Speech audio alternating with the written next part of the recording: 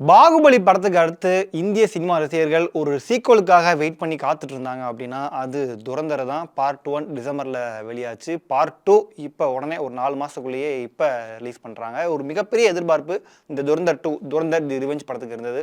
ஒரு வழியாக படம் இன்னைக்கு ரிலீஸ் ஆயிடுச்சு. நேற்று இந்தியா முழுக்க ப்ரீமியர் ஷோவும் போட்டாங்க. கடைசி நேரத்தில் தமிழ், தெலுங்கு போன்ற மொழிகளெல்லாம் அந்த லாங்குவேஜ்க்கான இது இன்னும் வரல. ஹிந்தியில் தான் ரிலீஸ் பண்ண போகிறோம் அப்படின்னு சொல்லிட்டாங்க. வேறு வழியே இல்லாமல் எல்லாருமே ஹிந்தியில் தான் பார்த்தாங்க. பட் சப்டைட்டில் இருந்தது கொஞ்சம் நிம்மதி பெருமூச்சு விட்டது.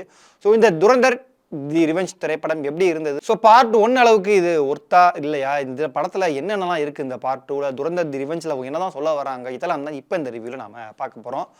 துரந்தர் தி ரிவெஞ்ச் படத்துடைய டியூரேஷன் 3 மணி நேரம் 49 நிமிஷம், கிட்டத்தட்ட 4 மணி நேரம் வச்சுக்கோங்களேன். ஸோ நம்ம ரிவ்யூவும் அவ்வளோ லென்த்தாக இருக்காமல் எவ்வளோ ஷார்ட்டாக சொல்ல முடியுமோ நான் சொல்லிடுறேன். ஸோ கதை ஆரம்பிக்கிறது நம்ம பார்ட் 1 பார்த்தவங்களுக்கு தெரியும். ஸோ அவங்க ரகுமான் வந்து இறந்துருவார். ஸோ அதுக்கு பிறகு இங்கே நம்ம ஹம்சாவாக இருக்கக்கூடிய ஜஸ்பீர் சிங் அவருடைய ஃப்ளாஷ்பேக்கில் இருந்து தான் கதை ஆரம்பமாகுது. ஸோ அவர் எப்படி இந்தியன் ஆர்மிக்குள்ளே வந்தார், அவரை மாதவன் அதாவது அஜய் தன்சால் எப்படி அவரை நம்மளோட ஏஜென்ட்டாக பாகிஸ்தானுக்கு எப்படி அனுப்புனார் அப்படின்ற மாதிரி தான் ஆரம்பிக்குது. ஸோ பார்ட் 1 கண்டினியூஷனாக நம்ம ரகுமான் இறந்த ஒரு இறுதி ஊர்வலத்திலேருந்து படத்தை ஆரம்பிக்கிறாங்க. ஸோ அதுக்கு பிறகு தன்னுடைய கட்டுப்பாட்டில் ஹம்சா அந்த இடத்த எப்படி நம்ம எதிரிகளெல்லாம் வீழ்த்தி தன்னுடைய கட்டுப்பாட்டுக்கு கொண்டுட்டு வராரு. ஸோ ஹம்சா அலி அங்கே தன்னுடைய கோட்டையை குடிநாட்ட போகிறாரு. அப்போ தான் ஐஎஸ்ஐ தலைவரான மேஜர் இக்பால் அதாவது அர்ஜுன் ராம்பால் அவருக்கு சந்தேகம் வருது. ஸோ 2 பேருக்கு இடையில ஏற்படக்கூடிய போட்டி, கடைசியில் இவர் தன்னுடைய மிஷனை முடிச்சுட்டு திரும்பினாரா இல்லையா, இதெல்லாம் தான் இந்த துரந்தர் தி ரிவெஞ்ச் திரைப்படத்தினுடைய கதை.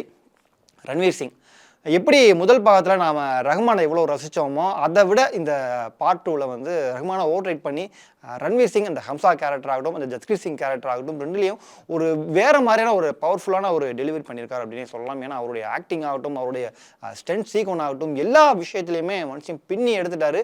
கிட்டத்தட்ட இந்த படத்துக்கு பிறகு ஒரு ஹாலிவுட்டில் நிறைய பட வாய்ப்புகள் வரலாம் அப்படின்னு நினைக்கிறேன். ஏன்னா ஒவ்வொரு ஆக்ஷன் சீன்லையும் அவருடைய அந்த பர்ஃபார்மன்ஸ் இருக்குது பார்த்தீங்களா, வேறு லெவல் இருக்குது. குறிப்பாக எமோஷன் காட்சிகளையும் பயங்கரமாக ஸ்கோர் பண்ணியிருக்காரு. ஒரு ஃபோட்டோவை பார்த்துட்டு அவர் பண்ணக்கூடிய அந்த விஷயங்கள்லாம் இருக்குது பார்த்தீங்களா, வேற லெவலில் மனுஷன் பிரித்து எடுத்துட்டார் அப்படின்னே நாம சொல்லலாம். ஸோ மாதவன் இந்த ஃபர்ஸ்ட் பார்ட்டில் மாதவனுக்கு வந்து அப்பப்போ வருவார், பட் பெருசாக கூஸ் பம்ஸான சீன்ஸ்லாம் இருக்காது. ஆனால் இந்த துரந்தர் 2ல் மாதவன் அவருடைய கேரக்டர் வரக்கூடிய எல்லா போர்ஷனுமே வேற லெவலில் இருக்குது. மாதவனுக்கு ஒரு மிகப்பெரிய கேரக்டர் கொடுத்தாரு. ஃபர்ஸ்ட் பார்ட்டில் மாதவன் சரியாக யூஸ் பண்ணலையோ அப்படின்னு நிறைய பேர்லாம் பேசும்போது இந்த பார்ட் 2ல் மாதவனுடைய கேரக்டர் எழுதப்பட்ட விடம், அவர் வரக்கூடிய காட்சிகள் எல்லாமே பயங்கரமாக இருக்குது. தேட்டரில் விசில் சத்தம் பறக்குது அப்படின்னு நாம சொல்லலாம். ஸோ அந்த ரஹ்மானுக்கு பிறகு அவங்க பண்ணக்கூடிய காட்சிகள் இதெல்லாமே நல்லா இருக்காங்க. சாரா அர்ஜுன் அப்புறம் இன்னும் சில கேரக்டர்லாம் சரியாக எழுதப்படல. ஃபர்ஸ்ட் பார்ட்டில் எப்படி வேஸ்ட் பண்ணாங்களோ அதே மாதிரி தான் இதுவுமே வேஸ்ட் பண்ணியிருக்காங்க. மேஜர் இக்பால் தனக்கு கொடுத்துருக்க அந்த ஒரு கேரக்டரை செமையாக பண்ணி முடிச்சிருக்காரு. அவர் தவிர்த்து இன்னும் சின்ன சின்ன கேரக்டர்ஸ்லாம் சர்ப்ரைஸாக உள்ளக வராங்க. அதெல்லாம் சொன்னால் நான் ஸ்பாயிலர் ஆயிரும். ஸோ நீங்கள் ஸ்க்ரீனில் பாருங்கள், வேறு லெவலில் அதெல்லாம் இருந்துச்சு. ஆதித்யா தர் ஒரு மிகப்பெரிய விஷயத்தை பண்ணி முடிச்சிருக்காரு அப்படின்னே சொல்லலாம். ஏன்னா கிட்டத்தட்ட ஹாலிவுட்டுக்கு நிகர் இல்லை, ஹாலிவுட்டை விட பிரம்மாண்டமாக இருக்குது அப்படின்னே நம்ம சொல்லலாம். காரணம் முதல் பார்ட் எடுத்து முடிச்சுட்டு கடைசியாக செகண்ட் பார்ட் நம்ம இன்னொரு நாள் எடுப்போம், டைம் எடுத்து எடுப்போம் அப்படின்னு இல்லாமல் படம் ஆரம்பிக்கும் போதே 2 போர்ஷனுக்கான வேலையுமே முடிச்சுட்டு அதை சரியாக எடிட் பண்ணி சரியாக நமக்கு கொண்டு வந்து கொடுத்து ப்ரெசென்ட் பண்ணியிருக்காரு பார்த்தீங்களா, வேற லெவலு. குறிப்பாக இந்த படத்தில் வரக்கூடிய அந்த ஸ்டண்ட் காட்சிகள் சீன் பை சீன் சாப்டர் வைஸாக சொன்ன விதமாகட்டும், எல்லா இடத்துலையுமே ஆதித்யா தர் தான் ஒரு இன்டெலிஜென்ட், தான் ஒரு மிகப்பெரிய கிரியேட்டர் அப்படிங்கிறத அகைன் ப்ரூவ் பண்ணியிருக்காரு அப்படின்னு நாம சொல்லலாம். படத்தில் வைலன்ஸ், எஸ் அகைன் இந்த படத்தில் வைலன்ஸ் ரொம்பவும் அதிகமாக தான் இருக்குது. குறிப்பாக தலையை வெட்டி ஃபுட்பால் ஆடுறது, கண்ணில் துப்பாக்கி வச்சு சுடுறது, கண்ணில் ஊசியை குத்துறது அப்படின்ட்டு எப்படி சொல்கிறது 18+ அவங்க கொடுத்துருந்தாலும் இன்னும் நமக்கு பார்க்கும்போது அந்த டிஸ்டர்பாக இருக்குது அந்த விஷுவல்ஸ்லாம் பார்க்கும்போது. ஸோ படத்தில் அடல்ட் கண்டென்ட் ரொம்பவும் அதிகமாக இருக்குது. ஆனால் நம்ம எதிர்பார்க்காத நிறைய சர்ப்ரைசஸ் படத்தில் அங்கங்கே வச்சுட்டே போகிறாங்க. ஒவ்வொரு சாப்டர்ஸுமே சில விஷயங்கள் இருக்குது. குறிப்பாக அந்த பாகிஸ்தானை அவங்க அழிக்கிற விதமாகட்டும், இந்திய பிரதமர், இந்த மாதிரி நிறைய விஷயங்கள்லாம் காட்சிப்படுத்திருக்காங்க. ஸோ அதை ரியல் லைஃபோட நீங்கள் அந்த கேரக்டர்லாம் பார்த்தீங்க அப்படின்னா எப்படிப்பா அந்த மாதிரி ஆளுங்களை பிடிச்சாங்க அப்படிங்கிறது நமக்கு டவுட்டாக இருக்குது. ஸோ அந்த மாதிரி அவங்க கொண்டுட்டு போன விதமே இதாக இருக்குது. படத்துடைய டியூரேஷன் நம்ம ஆரம்பம் சொன்ன மாதிரி 4 மணி நேரம் கிட்டத்தட்ட. இதில் செகண்ட் ஹாஃப் மட்டுமே உங்களுக்கு 2 மணி நேரத்துக்கு மேலே போகுது.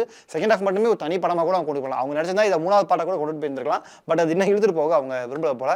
ஸோ அதுக்கேற்ற மாதிரி முடிச்சிட்டாங்க. நிறைய சர்ப்ரைஸான எலமெண்ட்லாம் இருக்குது. தியேட்டரில் பார்க்க வேண்டிய ஒரு மிக முக்கியமான படம். இந்த படத்தில் வரக்கூடிய அந்த சவுண்ட் எஃபெக்ட்ஸு, இந்த படத்தில் நடிகருடைய பெர்ஃபார்மன்ஸு, அந்த ஸ்க்ரீன் பிளே, எடிட்டிங், அந்த விஷுவல் எஃபெக்ட்ஸு, இது எல்லாத்துக்காகவுமே இந்த படத்தை நாம் தியேட்டரில் போய் பார்க்கலாம். ஒரு மிக பிரம்மாண்டமான அனுபவத்தை இந்த படம் நமக்கு கொடுக்குது. படத்தில் குறையே இல்லையா அப்படின்னு கேட்டிங்கன்னா அங்கங்கே சில குறைகள் இருக்குது. சில சாப்டர்ஸ்லாம் வரும்போது கொஞ்சம் லென்த்தாக போகிற மாதிரி இருந்துச்சு. அது மட்டும் இல்லாமல் ஆக்ஷன் சீன்ஸ் தொடர்ந்து வந்துகிட்டு இருக்கிறது ஒரு கட்டத்தில் வந்து நமக்கே கடுப்பாச்சு. ஏன்னா சில ஆக்ஷன் சீன்ஸ் வந்து ரொம்ப லென்த்தியாக போயிட்டு இருந்துச்சு. அதை டக்குன்னு முடிக்கப்பா என்ன நடக்க போது எங்களுக்கே தெரியுது அப்படிங்கிறப்ப அதை கொஞ்சம் சீக்கிரமாகவே முடிச்சிருக்கலாம் அப்படிங்கிறது தோணுச்சு. இன்னும் படத்துடைய டியூரேஷனுமே இன்னும் கொஞ்சம் ட்ரிம் பண்ணியிருந்தா கூட பெருசாக லேக் இருந்திருக்காது அப்படிங்கிறதான் தோணுது. என்ன ஒன்று, நம்ம ரஹ்மானை ரொம்ப மிஸ் பண்ணுறோம் இந்த படத்தில். ஏன்னா பார்ட் 1ல் அவர் தான் நம்ம கண் இமைக்காமல் பார்த்துட்டு இருந்தோம். ஸோ இந்த படத்தில் அவரை நம்ம மிஸ் பண்ணுறோம். பட் அதை பூர்த்தி பண்ணுற விதமாக ரன்வீர் சிங் 2 கேரக்டரில் வந்து நம்மளை பயங்கரமாக என்கேஜ் பண்ணுறாரு. அவர் விட்ட இடத்த இந்த படத்தில் பிடிச்சிட்டாரு அப்படின்னு சொல்லலாம். கண்டிப்பாக ரன்வீர் சிங் இந்த படத்துக்காக மிகப்பெரிய விருதுகள்லாம் வாங்குவார் அப்படிங்கிறத நம்ம கண்ணை மூடிட்டு சொல்லலாம். ஏன்னா அவருடைய உழைப்பு வந்து வேற லெவல். ஆதித்யா அவரை பயங்கரமாக வேலை வாங்கியிருக்காரு அப்படின்னு நம்ம சொல்லலாம். ஏன்னா ஒவ்வொரு காட்சிகளையும் அவர் பண்ணக்கூடிய பெர்ஃபார்மன்ஸ் ஆகட்டும், அவருடைய எமோஷனல் காட்சிகள், ஆக்ஷன் காட்சிகள்னு எல்லா இடத்துலையும் ரன்வீர் சிங் இந்த கதாபாத்திரத்துக்காக உயிரே கொடுத்து நடிப்போம்னு சொல்லுவோம் பார்த்தீங்களா. கிட்டத்தட்ட அவர் உயிரே கொடுத்து தான் நடிச்சிருந்திருக்காரு.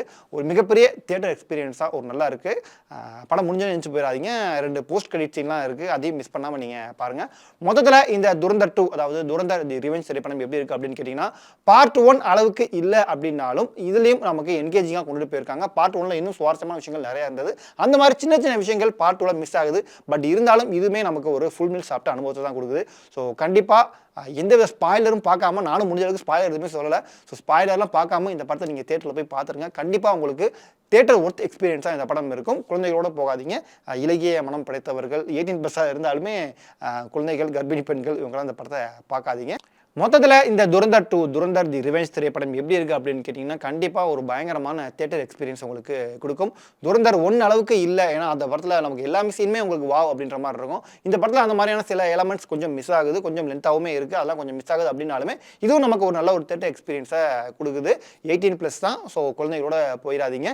18+ இருந்தாலும் என்னால் ரொம்ப இந்த ரத்தம் தெரிக்கிற சீன்லாம் என்னால் பார்க்க முடியாது. பார்த்தா எனக்கு ரொம்ப டிஸ்டர்ப் ஆகும் அப்படின்னு நினச்சிங்க அப்படின்னா நீங்களும் இந்த படத்தை கொஞ்சம் அவாய்ட் பண்ணிக்கிறது நல்லது. அல்லது தியேட்டரில் அந்த மாதிரியான சீன் வரும்போது முடிக்கோங்க, அவ்வளவுதான். மற்றபடி இந்த துரந்தர் 2 தி ரிவெஞ்ச் திரைப்படம் one of the best theatre experience. ஹாலிவுட்டுக்கு நிகராக நம்ம இந்திய சினிமாவுமே படம் பண்ண முடியும் அப்படிங்கிறத ஒன்ஸ் அகைன் ப்ரூவ் பண்ணியிருக்காங்க ஆதித்யா, ரன்வீர் இவங்களுடைய டீம். ஸோ படக்குழுக்கு வாழ்த்துக்கள். கண்டிப்பாக தியேட்டரில் போய் பாருங்க.